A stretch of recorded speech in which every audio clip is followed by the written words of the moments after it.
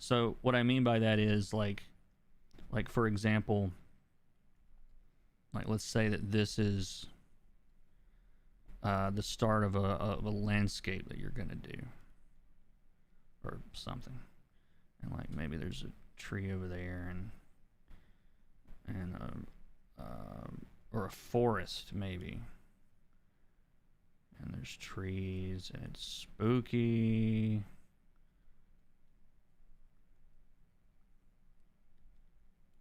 And this gets really dark, and this is not quite as dark.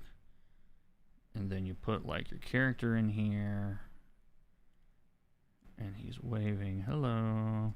And then you do like all of your values for this, like in just those colors, you know. And you can add saturation if you want some, you know, a little bit of something in there. But like, imagine trying to do like an entire thing and never ever leaving that color. That's as limited a palette others you can get, except for like black and white.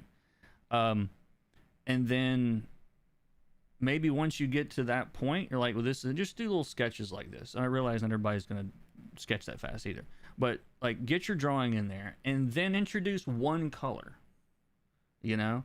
So like, all right, we've got blue. Let's say there's some greens. We want to put some greens in here, and I like my values the way they are, so I'm gonna make sure that my greens are still, you know, in a similar value range, and I start throwing around like some of those green colors, and you know, and then maybe I've got the whole thing is just those two colors, and it'll look weird at first, and there's things that might work, it might not, or whatever. But it's a good exercise just to show you like just how much you can get out of that. Light wouldn't really hit from there, it would hit over here, but it would give you like a lot of examples of kind of forcing you into limited color choices, you know what I mean? So yeah, it's just as a quick like example. That's a good way of doing that. And Red Riding Hood, yeah, that probably would actually work really well.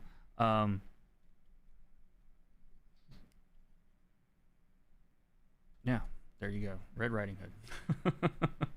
So this is not a terrible composition. I kind of like it, but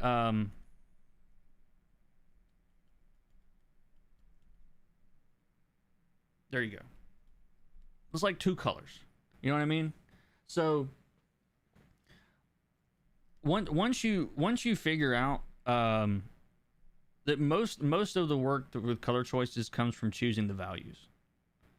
And once your values are right, then that makes your color choices easier, because it's like, let's say that this is the beginning of my thing I'm about to do, and it's like, well, I want to add, you know, some bushes, or I want to add some detail to this tree. Well, I've already got a value there that I like this dark area is kind of framing up the left side, and this one's, you know, framing up the right side. And so if I'm going to choose colors that don't break that value plan, then it means that those colors need to be a certain level of darkness. So it's like, you know, if I pick another color, and as long as the value is similar, it's a little too dark probably, but I'm in the wrong mode. Sorry.